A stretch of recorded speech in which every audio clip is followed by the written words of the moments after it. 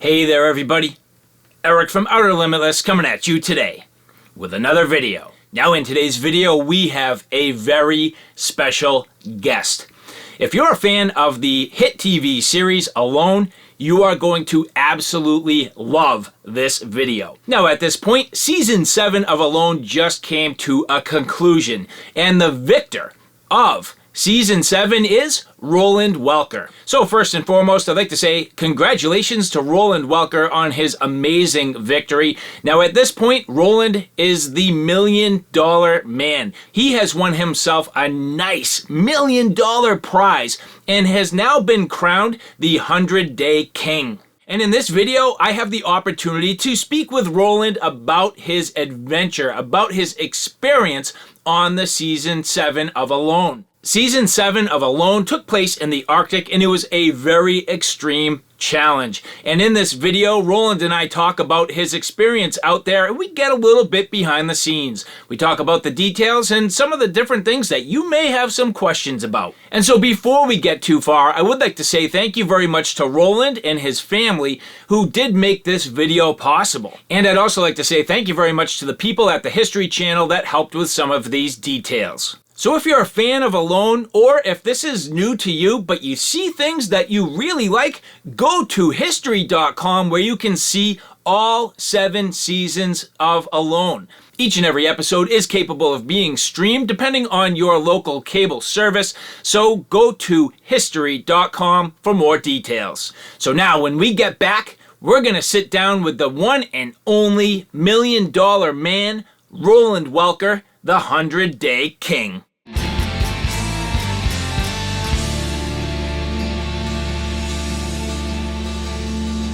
Roland, what's happening? Hey, yo, my man. Here I am.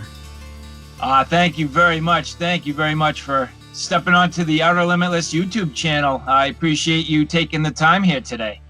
Awesome. Appreciate you too, and everybody. Well, I think there's a big congratulations to you.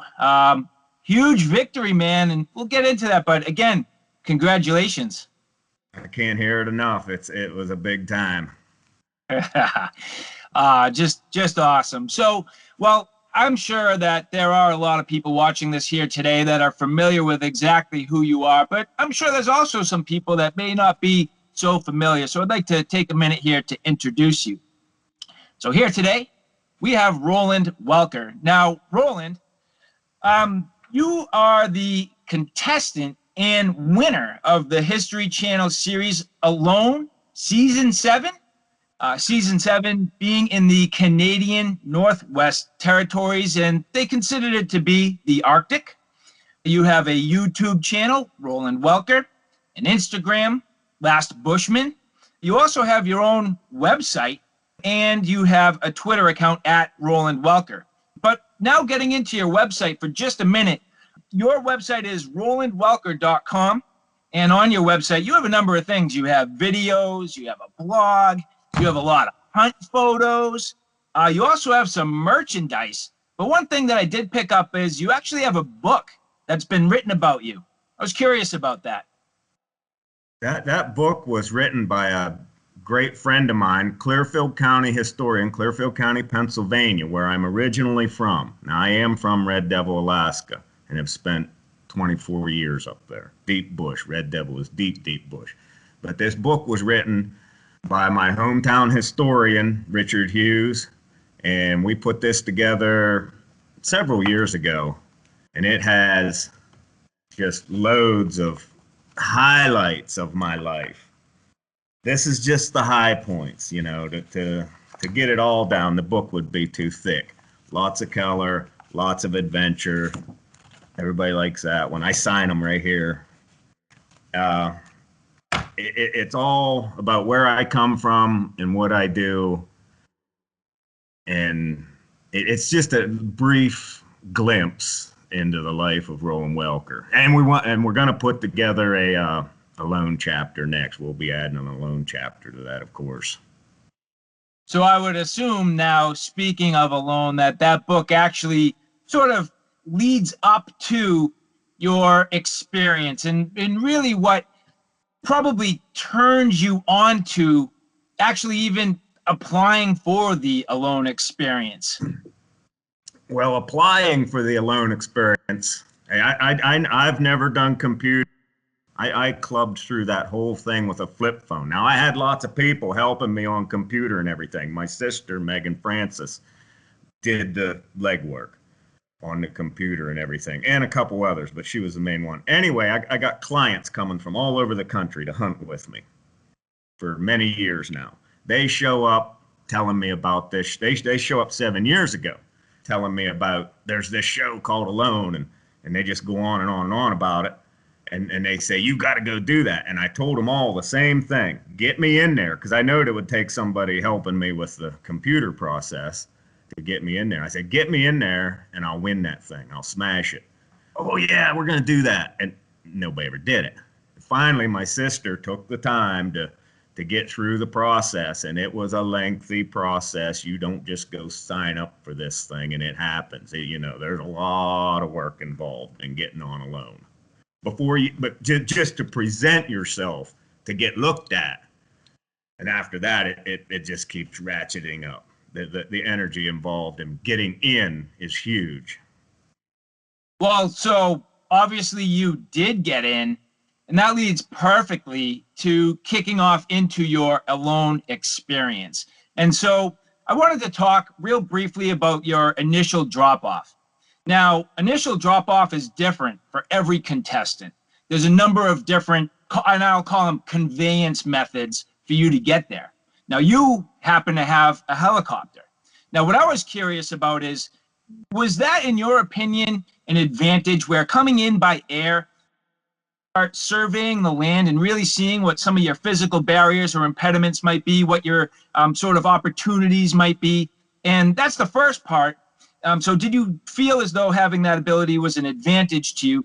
And second is, after that long process of actually casting and preparations in your application process, was the initial drop-off for you a moment of shock? Because for some contestants, they just hit immediate shock. Or was it for you a moment of relief? Yeah, that's going to be hard to answer. First off, the aerial overview is an advantage, absolutely. Anytime you can get a glimpse, but it ain't as much of an advantage as you would think, because you forget a lot of that as soon as when you're up in the air. Oh yeah, I'll do this and that, and then when you get to the ground, it's not like that. But yeah, it helped kind of. Then, but everybody had that advantage. We was all dropped the chopper. Then okay. On the drop kind of shock thing. So yeah, there is a lot of emotions going on when you're dropped. Now my biggest fear was losing, because I've went my whole life saying, that I'm the big bull of the woods. You heard me say it on the bio. And I never doubted that a bit. But once you are standing there and the chopper goes away and you're getting it all together for your first night, it really starts sinking in that, holy cow, I made all this big talk, And then deuce, it was big stress on myself. But I've always put a lot of stress on myself, always. But if I wouldn't have won, I told everybody, you ain't going to see me for 10 years. I'm going to pick a whole new state and just start all over the place. But it all worked out. So you got to stay home, huh? Good. Yeah, it worked out. It's funny because my best buddy and I, we used to always say back in the day, when you commit to something, it's too late now, and the chopper's flying away, and you're like, too late now. It was just like that, man. Nice. So, there's different types of contestants that come into this, different personalities, different backgrounds, different experience. So I was curious, in your opinion, what do you think makes a stronger contestant? One that has really good skills, or one that just has strong mental toughness? And to be quite frank, I think you had both of those. It's a winning combination. You really need both. I mean, you have to have that winning mentality in anything in life. And anything that I wanted to do, I attacked hard in my whole life. If I want to do it, I almost don't need paid, and if I don't want to do it, you can't pay me enough. So yes, you've got to have that mental do-it-yourself attitude, which I've always done. I've never, I don't know, I don't work real good with other people. I am not a team player, so this was ideal for me. Yeah, but you got to know, you got to have the skills too. It's too much detail to wing. There is too many. You can't go learn all this in a survival class is great. Don't get me wrong. The books, I've read all the books and all that. You have to have the fundamentals, but then there's the details after that every situation you've ever been in reproduces. And I'm a remote wilderness guide, and not just guiding people in hunting season. I stay out there and trap all winter, do the gold mining all summer, fighting the bugs, and I've spent months and months and months alone. Oh man. Yeah, I honestly, I love getting out personally. But I always know that I need to make it back. I don't personally have the skills for that long-term, experience. I'm bad when it comes to hunting. I'm bad when it comes to fishing. I'm bad when it comes to actually gathering food. And my wife, kind of jokes with me all the time. Is like, when are you going to go on alone? And she's like, you're not going, just so you know. And I'm like, I can't go. I can't. Even if I could afford the time, I just personally, I wouldn't be able to get the resources or find the resources. Shelter, fire, I think I'd be good. Navigation, I'd be good. Even braving the elements to a certain extent, I'd be good. I would personally struggle hard with food. Food's a big hang-up.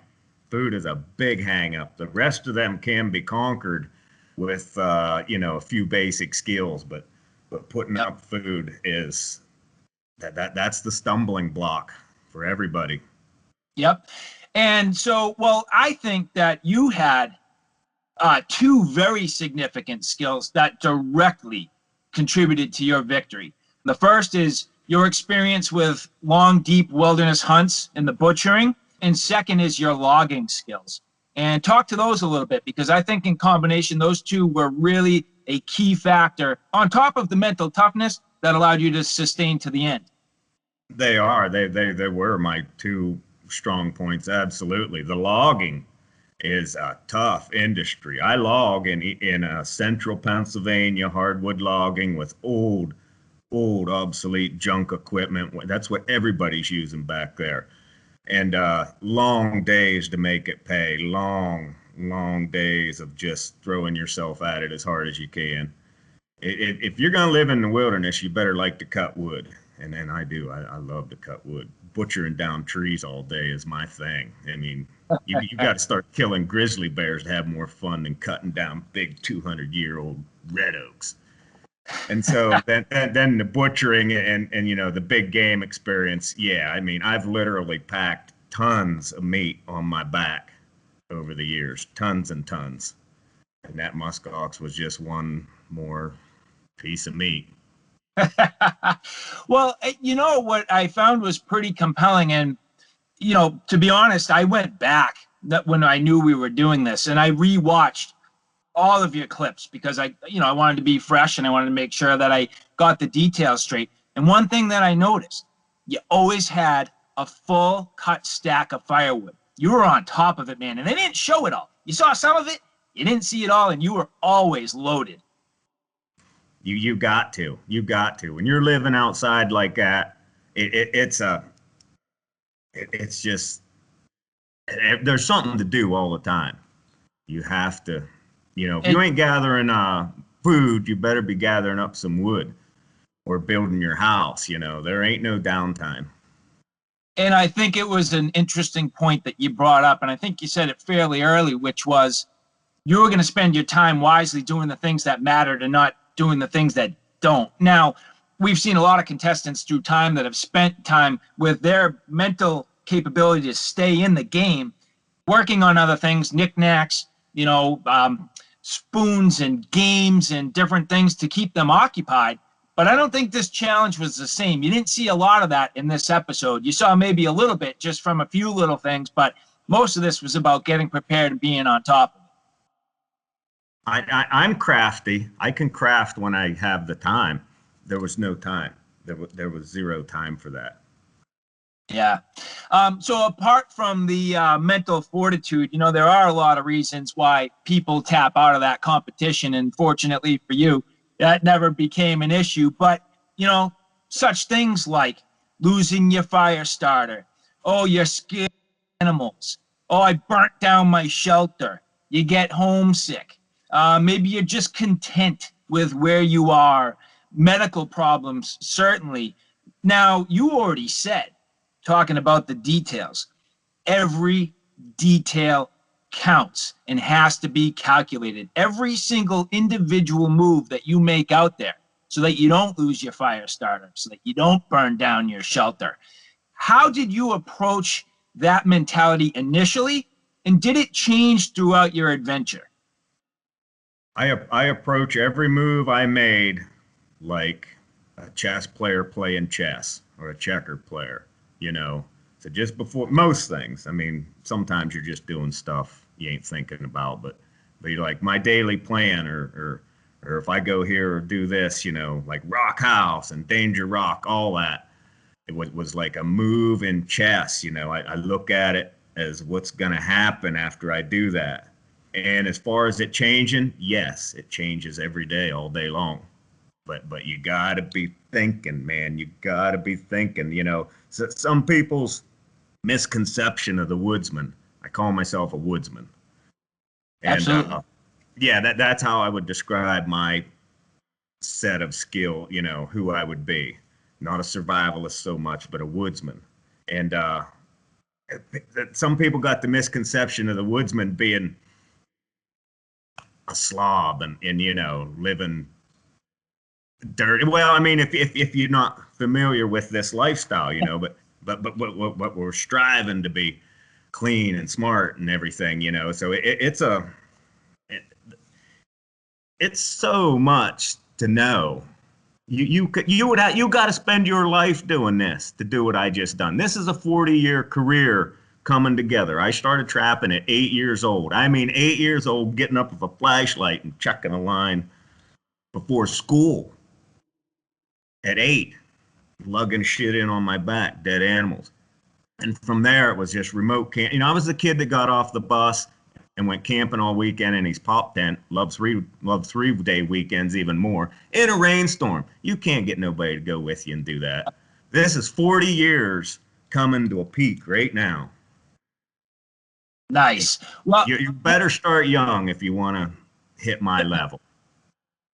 yeah, no, and it makes sense. And actually, it shows. And part of the skill set of being a woodsman is your ability to find food. And it's interesting that the very first scene, you're actually eating ants out of the fire. They're coming out of the log. And like to a lot of people, it's like, hey, that's a bug. But no, the woodsman knows, what their resources are going to be and how timely it is to actually take advantage of those. So where you may have had other food sources at that time, you knew you had to take advantage of that. And so my question here is, it seems like, generally, and compared to other contestants and specifically in the past, you had a fairly easy time actually finding and catching food and wide varieties. Now, I don't mean constantly, a huge nutrient load, but at the same time, you had a lot of different resources.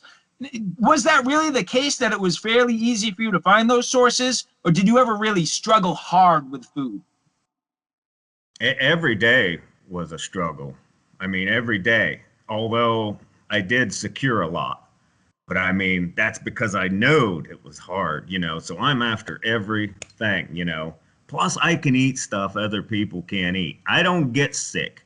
I've never had a broken bone. I just praise the Lord. I've been blessed with great health and strength. It's fun. And then the strength, building Rock House. Everybody says, oh my God, that looks so heavy, and they were heavy, but I mean, but for a smaller guy, I am really strong. I don't get sick. I don't lose my shit. I don't break my bones. Just I'm the ultimate wilderness machine, like I said. Calculated moves. Oh yeah, Calculated moves, absolutely, too. You got to be smart with all that. Oh yeah. And talking to your food sources, I mean, I started really paying attention to what you were capable of gathering. I mean, you had roots, you had berries, you had squirrel, you had fish, you had ants, you had porcupine, rose hips, mushrooms, the entire muskox, and its stomach contents. So when you look at the wide variety of foods that you were able to take advantage of, and and you could speak maybe a little more to this, but I feel like it allowed you to save some of your fat sources, to dose them carefully and not have to consume them all at once, but rather you had enough to sustain a little bit of nutrients and then supplement with those fat sources to help you sustain for the longer haul. Yeah, correct. Yeah, good observation. That's what was going on there. I'm real smart about what'll keep, food preservation and how to keep that meat and everything. And I would use it with the other. But I was gathering enough when I first went in, and right away you don't start securing meat, fish or squirrel or nothing. You're eating berries and sticks and stuff. And I thought to myself, I'll win this son of a bitch on berries if I have to, And so then I gathered enough to win it on berries, and then came fish, and then came muskox, and I went out of there with a lot of food yet. Well, I'm glad you bring that up, because actually I have a couple things that tee off of that. So it seems like fairly early on, you were able to identify some significant threats to your food cache. And scavengers such as wolverines and mice and bear obviously threatened to steal your food, and it was a hard-earned and critical food supply. So you did a number of things while you're out there to fortify your food. You had in Rock House, you had your little bunker for your roots. You had your berry log, and then you also had your fortified locker. Now, you still ran into problems. I mean, you still had, your mice were nibbling at your fat sources and, chewing on the bones. And, you still, unfortunately, and you said, hopefully going to survive on berries till the end, but they went spoiled with mold. I mean, if that was all you truly had, it could have knocked you out. Well, they're sticking to the moss a little bit. They shrunk up and got a little moldy. They got more than a little moldy. Damn it. We might have up. That ain't so good. I think we lost the berries to mold. Kinda concerned right now.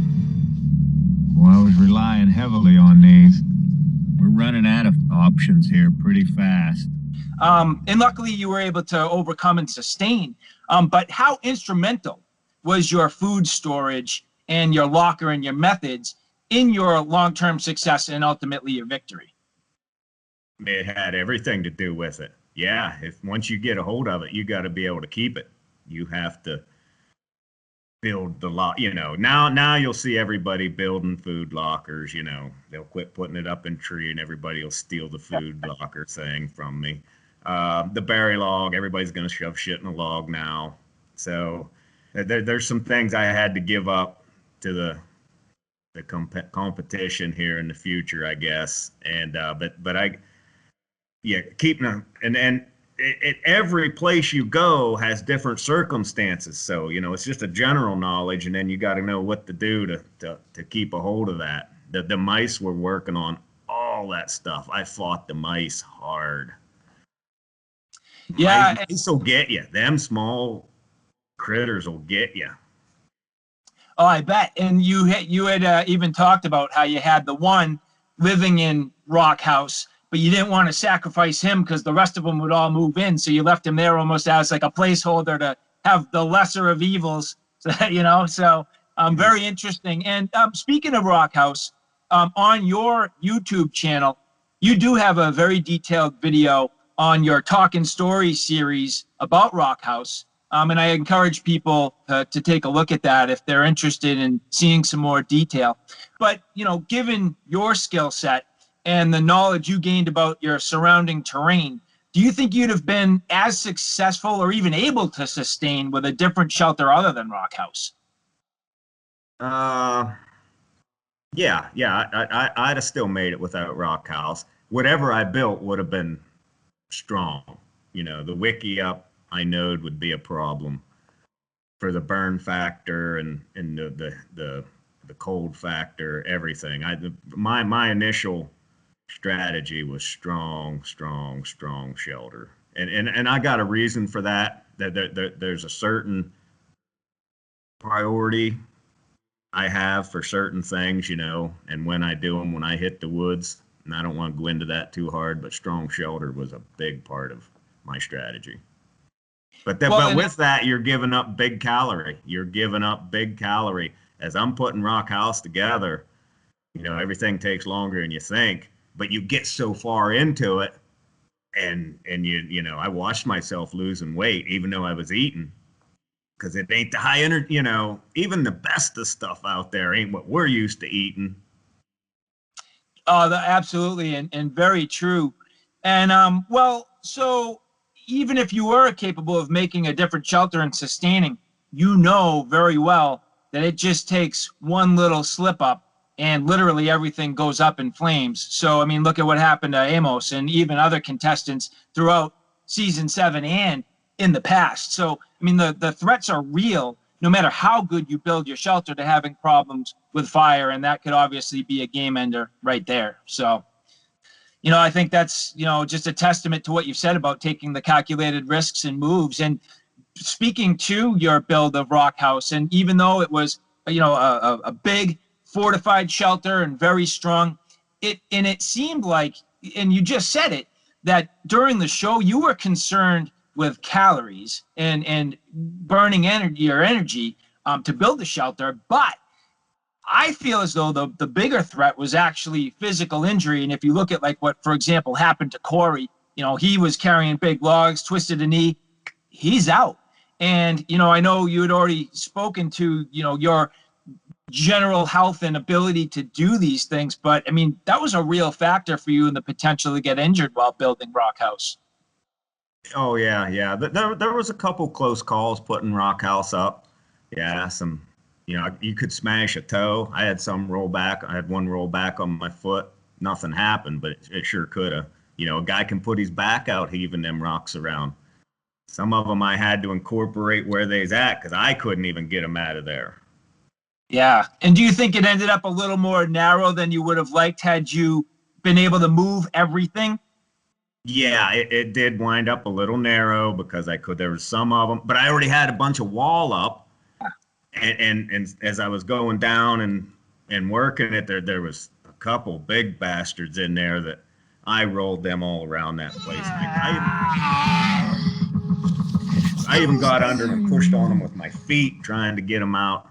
You can if you would have strained your back out or pulled a groin muscle, how easy it is to pull a groin muscle. But man, I lift stuff all the time in the woods. I've just built myself up to this through the years. Yeah, and I think it's crazy how I know you scouted it, but like stumbled into like already sort of pre-made wall. I mean, there's just a formation there. It's unbelievable. And then you almost had yourself the chimney on top of it. It's like, are you kidding me? That was there. That's why but I had a couple other sites picked too. So I had to make up my mind quickly which one I was going to go with. And I had to do some improvement. That wasn't perfect ready, the fireplace. I had to build up one side of it. And then the chimney on top was all hand carried in, of course. And that was the last part of the whole fireplace. So, and then I wasn't turned out to be the spot to be in the end, but you don't exactly know that going into it. There was a couple things about Rock House site in general that I didn't care for, but in the end, it was the right move. Actually, my decision to build there in the first 3 or 4 days I was there, I guess I figured that out pretty early, was kind of a key move. Well, it's interesting because it was eventually revealed, and it was in one of the interviews after the show, that you were very unhappy with your drop site and the available resources to you at first. But You know, when the going gets tough, the tough gets woodsy. So woodsy is, and if I am interpreting it properly, it is your phrase for harmonizing and understanding your territory and settling in and letting that environment sort of take into you and you taking into it and really, you know, harmonizing. Woodsy is smart. Woodsy is intelligent. If you're dumb, you're never gonna get woodsy. You gotta think like an animal, like an old timer. You gotta be able to look around you and utilize what's at hand, because that's all you're gonna have. That's all that's there. Every little move you make is, you know, it's like chess. You gotta think about it. Every move you make. We come this far, we're not gonna chintz now. So it seems after you had settled into your site and you were able to harmonize with the site, that ultimately it had many resources that revealed themselves. So you started spotting animals, and it seems like maybe around day 20 to 24, if I'm gauging that right. So is that a site that ultimately you came to harmonize with, or was it really as much of a struggle as you initially thought? I would say it was every bit the struggle I initially thought it was. But everybody had. I mean, you got all this stuff in your head and what you're gonna do when you get there, and then when you're there, it don't happen like that. It's always a battle. And I have a few battles under my belt. But yes, I was distressed at first. I was not wild about my area, and that was one of my major concerns: drawing a bad area. Turns out it was a great area. Yeah.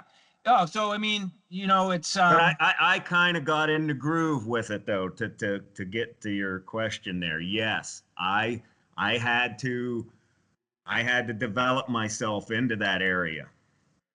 That's right. You had to be able to settle and observe, and you did a lot of things where your senses told you everything. You know, your sight obviously, but your hearing and what you were hearing, and you said a lot of the times, you hear that? You know, you were listening to the ice forming. It's telling me cold's coming. It's talking to you.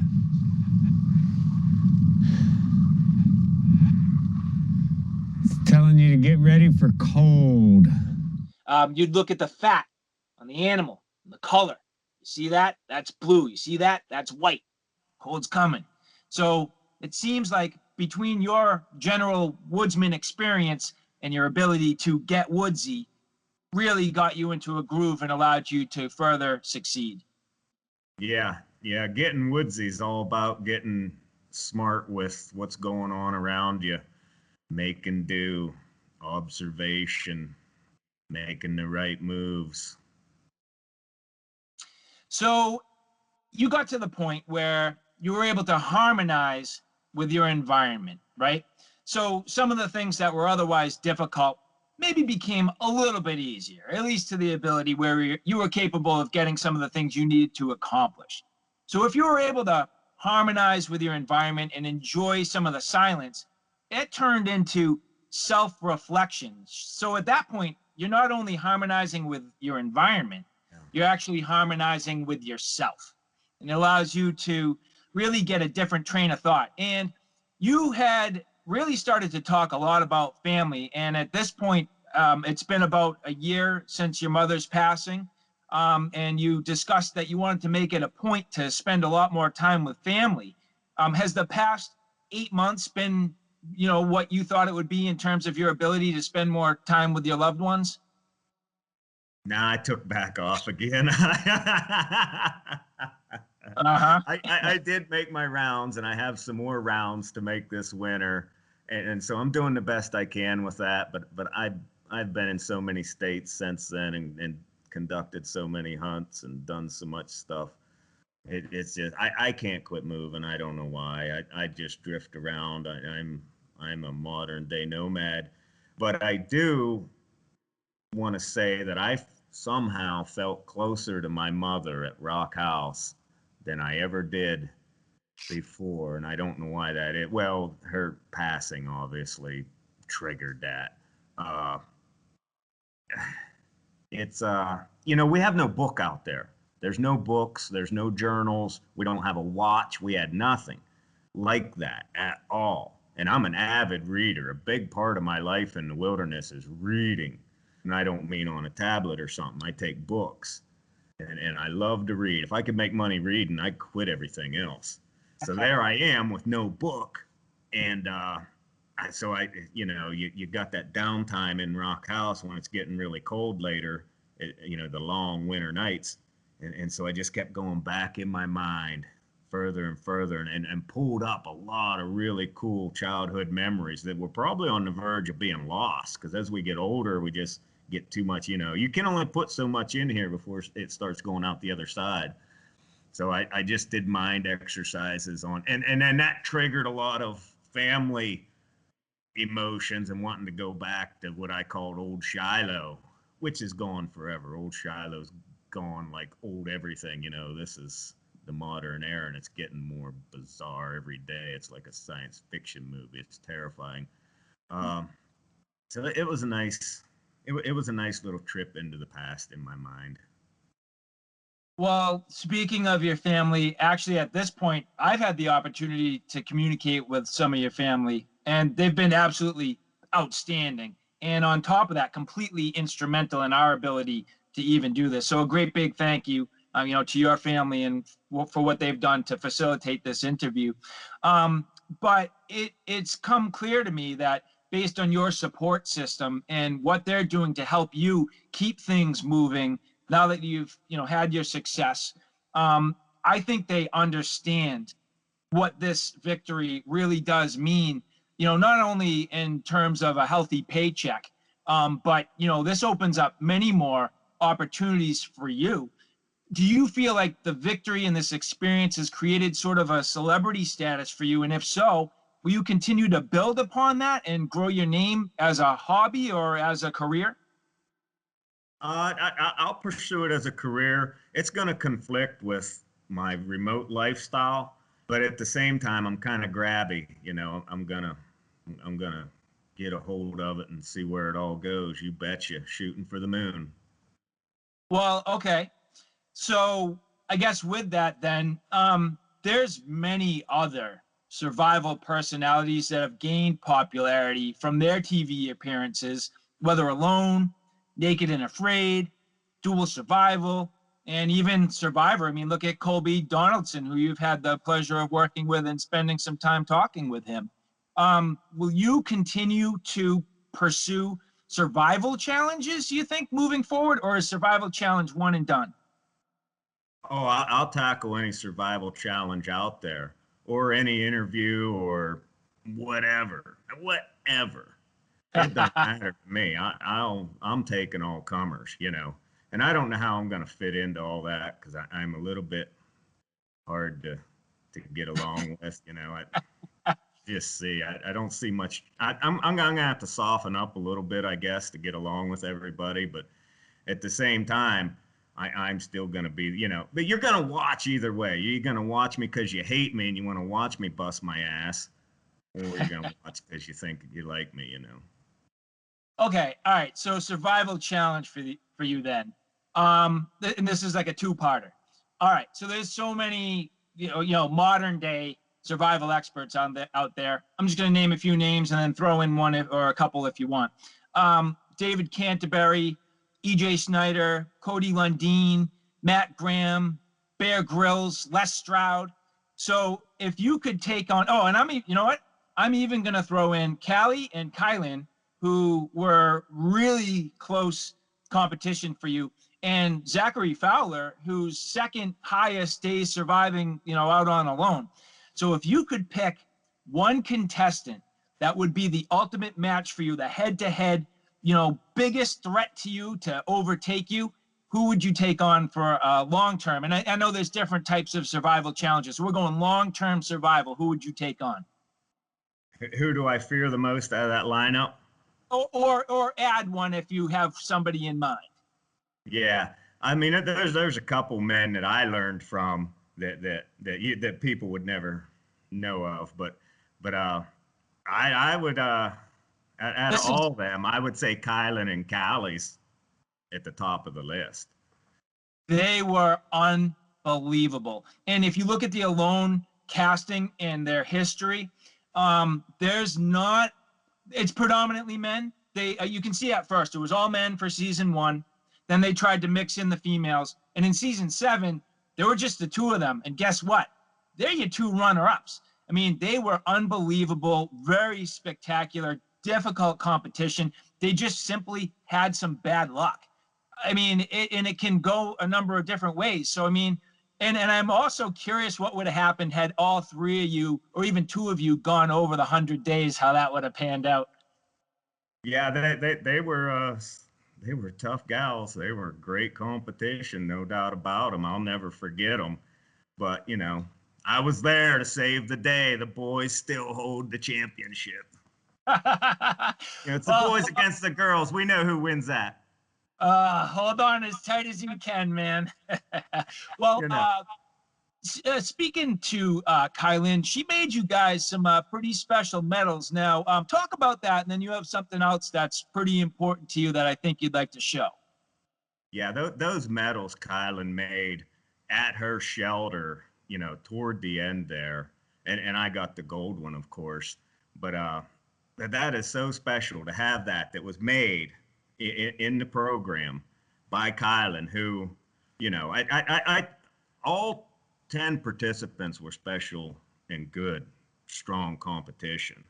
And I've developed a great respect for them participants, although I still feel, you know, it went the right way. And, you know, I don't want to get tight with nobody. I stay, you know, I grouping up ain't my strong point. So, and you know, there's too much money involved to wish anybody any good. I was out for the win from the get-go.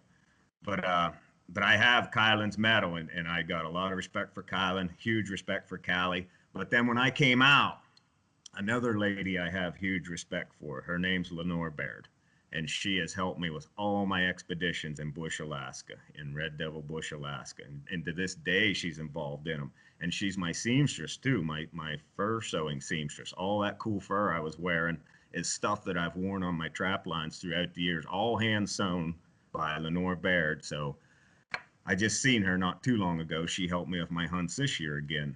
And she made me a gold medal with herself, all handmade.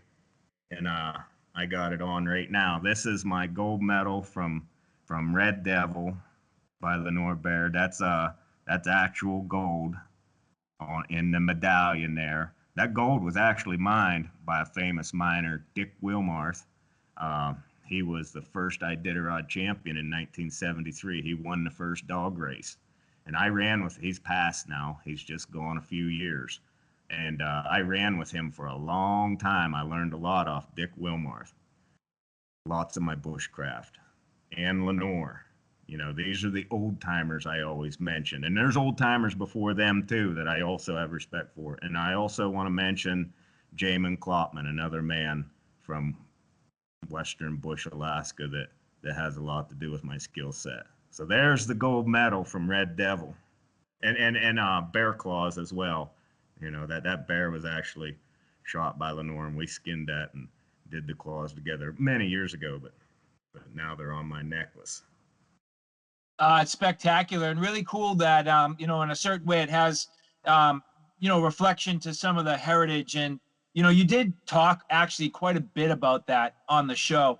You mentioned that many times, you know, it's a testimony to the old timers. You talked about your experience with the Eskimos. You talked about the Plains Indians and how you know, processing the muskox, it would have been similar to them and what they did with the buffalo. So, I mean, you obviously, you know, hold that very near and dear to your heart and your being, and especially somebody who feels like they're living in the wrong era. Yeah, that is absolutely true. I ever since a young age, I would spend hours and hours and hours and hours talking to the old timers. I love to hear about old times. My grandfather's friends that were a little older than him. And now, you know, they're all passed, and hell, pretty damn soon I'm going to be the old timer. A lot of people tell me I am an old timer already, just the way I am. And I take that as a big compliment I've had. Oh, that's great. And you know what? You take what your knowledge is and turn it into legacy. You know, at this point, you take it and you pass it down so that it survives.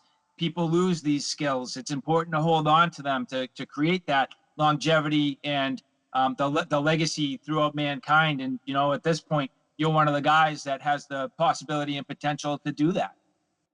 Yeah, that is a goal of mine. I do have a message. The old time ways are, we're losing them fast. They're fading fast. And the old timers that built this country, that took this wilderness and turned it into the greatest civilization on earth, you know, we're being forgotten, and everybody's just so involved in the modern mess.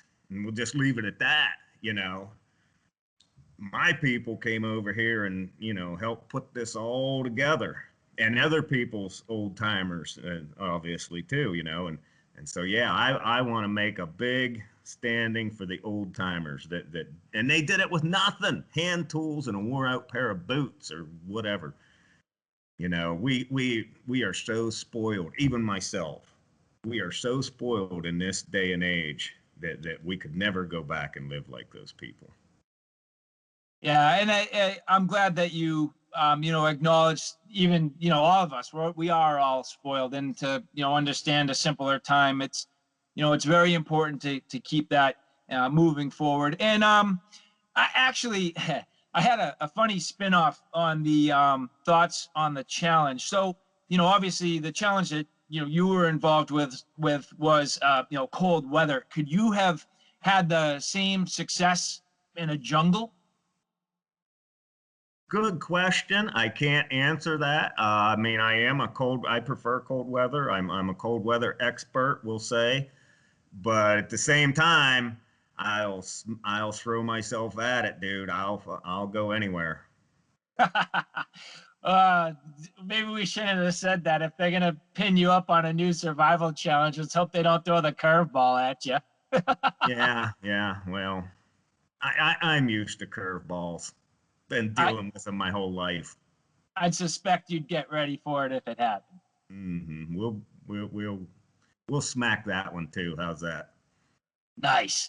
So, all right, turning the corner. Now, personally, on my channel, I'm the hiking, camping, and backpacking type of guy. Not so much the hunter, not so much the fisherman, but gear to me is a big part of my channel, gear reviews and things like that. Now, each contestant on alone is allowed to select a large plethora of items that are standard, you know, and everybody can kind of bring what they need, your clothing and different items like that. But there's 10 items that are specifically limited to an exact list. Now, in that pre-selected list, of those 10 items, is there anything that you would have changed? Was there something that didn't come into play, or did you nail your selection? That selection is rock solid. That I'll put that list up against anything, anywhere. Nice. And interestingly, one of the selection is a knife, right? So you had a belt knife. Now, I was curious, being the gear guy again. So what, I couldn't identify specifically what knife you carried. It looked like it was roughly a 4-inch blade. Yeah, it was slightly longer than 4-inch, and I do have a duplicate here I'm working on. Like that's getting to be a popular question. Everybody wants to know what kind of knife that was. I'm hanging on to that. I'm not giving the company or nothing, but I do prefer a certain style. And right there is one of my first exam. This is just fresh. I just picked this up. I had a man working on this here in Oklahoma. And I had a couple other ones made too. This is the one that come the closest. And there's things about that knife that I like, and there's things this will do that other ones don't do as good. And I might hold on to some of that too. But I'm thinking about putting these out and selling them on my website, and they might even say, you know, Roland Welker, the 100-Day King on them. Oh, nice. So that's your own design. That's my own design, and I don't know. We'll see where that all goes. Nice. Well, congratulations. That's fun. And by the way, I coined the 100-Day King title. So trademark? I'm thinking, yeah. Nice. Well, we got it on record here, so that's the start for sure. Super. All right. So, well, going back to the knife that you carried on your hip, your belt knife. Again, a little over a 4-inch blade. Now, you, with your bow and arrow, and speaking to your gear list, you shot the muskox. I mean, that was a great shot, but it wasn't truly a kill shot. You needed to perform the kill shot. Now, multi-part question. I mean, first off, completely ridiculous and insane in my mind that you actually attacked the thing with the knife and you killed it with the knife. So that was impressive. As a YouTube personality and somebody who films a lot, I was actually more impressed that you had the wherewithal to get your GoPro mounted on your head. And so, I mean, first off, I mean, talk a little bit about the kill. But second is, did you realize at that moment, as it was leading up to that, that you had at your fingertips what was about to be epic alone footage, and you were about to make some history there? I didn't really plan. No, you can't plan that. Just thankfully, I had full batteries when that went down because it was a long chase, and I had enough battery life left. I had the GoPro position, and I made sure it wasn't cocked up. I had it kind of set where I thought it should be, and then I set the palm camera up to get me going in. And then I was actually wanting the palm to catch a little bit more, but it didn't. But it did get me going in. The GoPro did the rest. And, and so after it's done and over with, I realized that this is so huge. It was. But I didn't know if I had it. You know what I mean? I couldn't look. So then later when I seen that it turned out, and then, of course, after I watched it, that is not going to be duplicated. That is not never being duplicated, period. Oh, that's and I don't know if people really conceptualized it. I mean, when the time happened and it all went by, I watched it and I was like, wow, that was insane. But I told you, I watched the entire thing again and I analyzed it. And I realized when I watched this that you're not only out there surviving, but you're making TV. I mean, that's the reality of this. Let's be real. You're out there to make a TV show. So you're not only a survival expert, but you're a director. You're figuring out what you need to do to get the angles, and you're going to capture this. You're a cameraman. You're a tech. I mean, there's so many things that are behind the scenes. And I was thinking about it, and I'm like, if you look at these guys, and I'm saying this to the audience, you're cleaning lenses. I mean, there's not schmutz on the lens all the time, and you're out there over and over and over again. And you probably, I'm sure you would even be able to tell me that every now and then the crew comes in for your health check. They probably help you tech the equipment a little bit, but still, you're out there wiping lenses and keeping it clean. You're in blizzards and the picture's perfect. And it's just like, these guys and girls, I mean, can you even imagine what it took? And then you get this epic footage and you did that yourself. That was all you. Like, you're out there, you're capturing it, you're killing, you're hunting. It's like, that's impressive stuff, man. And I don't know if people really understand the magnitude of what that took. They can't understand the work and magnitude, good word, of capturing all that. I mean, we're not, and then you always got a camera in your hand. So try doing everything right now all day long with one hand. You're setting the camera down. You're picking it up.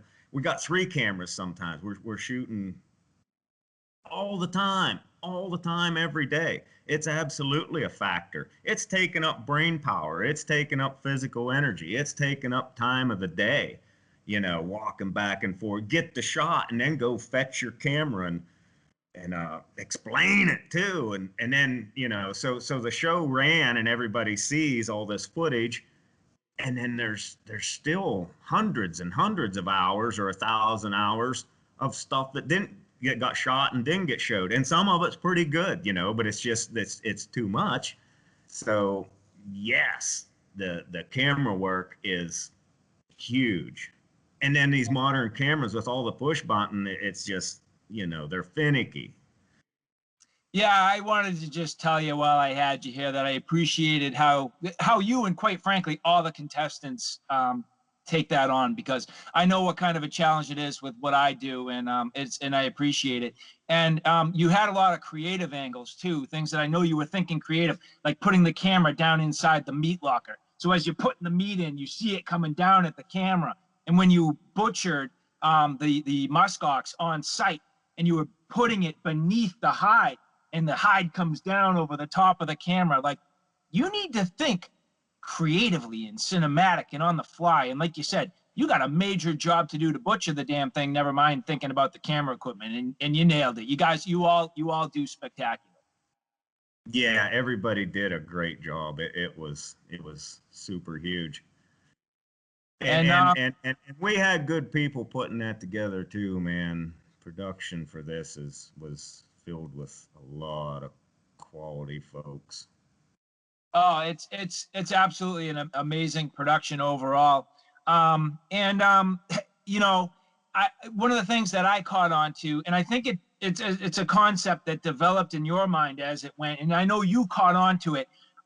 You found yourself eventually saying "we," and I think what happened was, at first, you know, you get into your journey and you're so focused, but then after a while you're doing your basic tasks and you realize you're talking to an audience and you say "we," or at the end I think you kind of came to terms with, you felt like you were relating or revealing, you know, that it was your mother that you were communicating with, and that it was not you talking to the audience, but rather you were on a journey with your mother. And is that, you know, is that how you felt about it, or what was the you know, the nature of "we"? You're right on both accounts on the "we" thing. "We" does mean the audience. "We" means the camera. And I couldn't quit saying that. As it was going, I thought, man, I don't know if this is going to be any good, the "we" thing, because I was afraid it would make people think there was somebody there. And I mean, it's absolutely all self-shot. There's nobody near you whatsoever. And so Yep. "we" was the audience. "We" was you and me. And then at the end, it did, when I was still dwelling on "we" at the end, still dwelling on "we," and then I discovered "we" was also my mother, because I felt closer to her as every day went by, even though I was at Rock House, because I wasn't around my mother a lot. You know, I started traveling at 17, and I didn't see much of her. But yeah, so Yeah. on both those, we's me and you, man. No, and it was funny because you know, you'd say, "We're gonna go get my equipment," or, you know, and the first thing you said, you're like, We just hit that muskox. Yeah, man. It's always "we" when I'm out there. It's me and the whole world. "Nice, nice." Speaking of the muskox, so there were different ways that you had processed food. I just want to take a quick step into food for a minute, and with the muskox kill. And I'm curious about, you boiled a lot of the muskox. Now, was that basically for nutrients, or was it for like taste, or did you not want your shelter to smell too much? I mean, talk to me just a little bit about your cooking methods, why you chose them, and it also came into play with the porcupine, I know, and what that really meant about your ability to process the food to the point where you could eat it. Yeah. I do prefer to boil when I'm in a survival situation. Absolutely. But there's things with boiling you got to watch too, that'll get you. Now, I'm not going to go into that too much, you know, but certain cuts need boiled, certain cuts you can roast a little bit, and that's you do got to know how to cook. Absolutely. Yeah, and just like you said, depending on the food source or how you may process it, might change your approach one way or another. So Hmm. cool. Um, yeah, just a couple last thoughts here. So to get the muskox back to Rock House, you had about a mile and a half. It seems like somewhere between a mile and a half or 2 miles to hoof it back. And I noticed that the weather changed directly in the middle of that process. It went from reasonable, and it was obviously cold, but to snowy. I mean, you had that shift happened right in the middle of that process. Now, did that add any level of concern with you where being that far away from Rock House, did you ever have times where you might potentially have gotten disoriented or your trail wasn't clear? And especially when you got out to the middle of the ice, you had a lot of whiteout conditions. I mean, was getting lost out there and not finding your bearing and getting back to your shelter ever really a true concern? No, I wouldn't call it a true concern, but you absolutely got to keep tabs on where you're at. As far as the snow falling on packing in all that meat, the biggest thing there was that was the first snow of the year, and it wasn't really that cold out. I mean, some people would call it cold, but I would not call that real cold yet. So that was a wet snow. It was getting me wet. I was sopping wet every day, which is a bad deal. And so then on the whiteout conditions out on the lake, you do want to have yourself oriented when you're heading into a whiteout. And you can get mixed up, you can get mixed up. There's a big difference between lost and mixed up, And somewhere else along the line, I had a question about the whiteout and talking about home too, because it was toward the end of the show. And I equate getting home like getting out of the whiteout. I might get a little mixed up or sidetracked, but I always find my way home.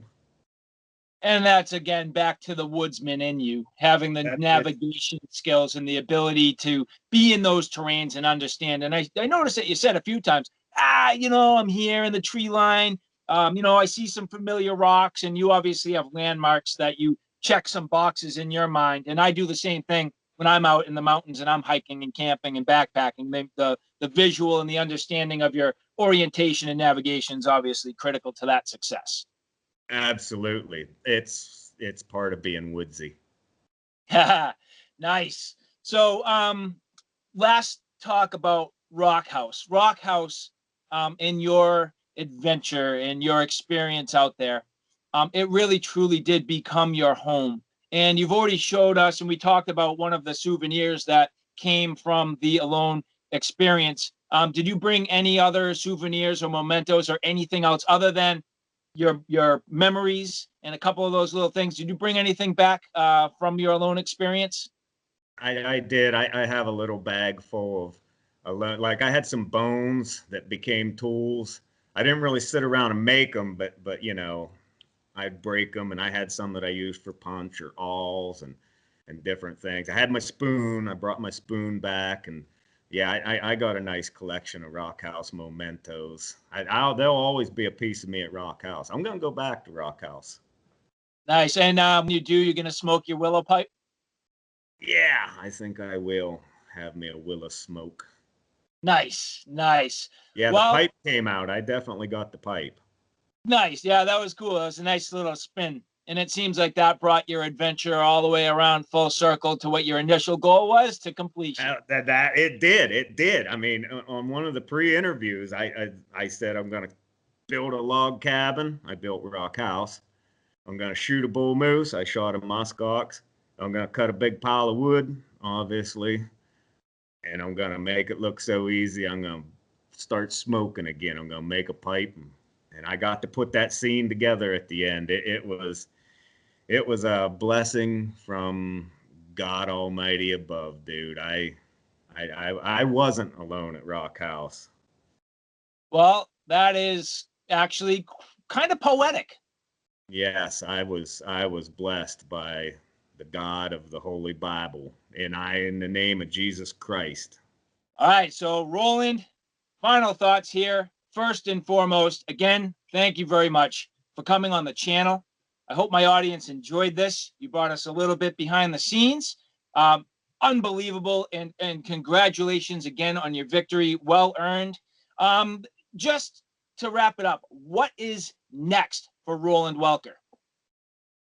I want to go on to the next level. I think disappear for a year has a nice ring to it.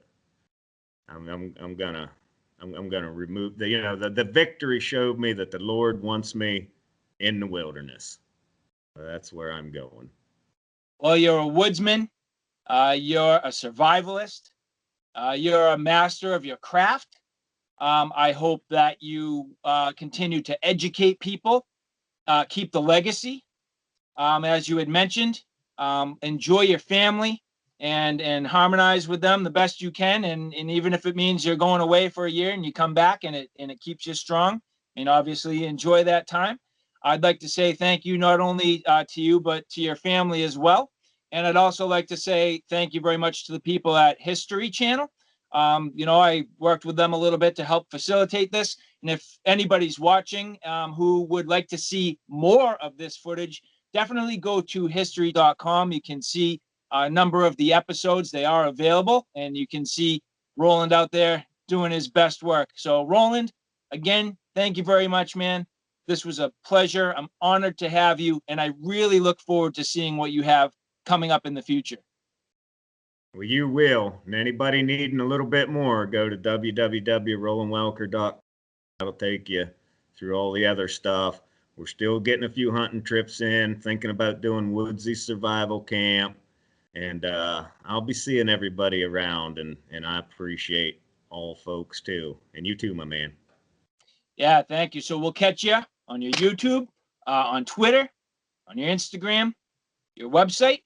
Other than that, you take care of yourself. I appreciate it. Nice job.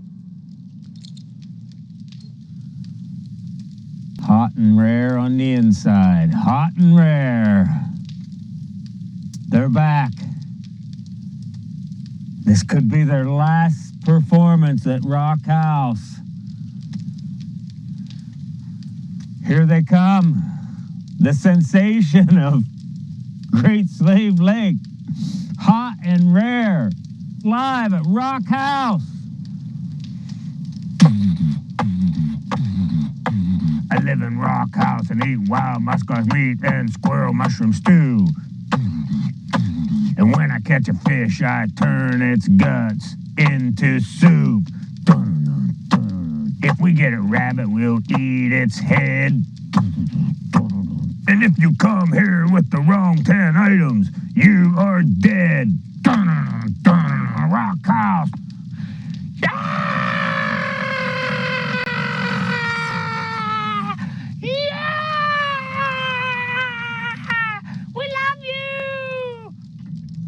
Well, that was fun.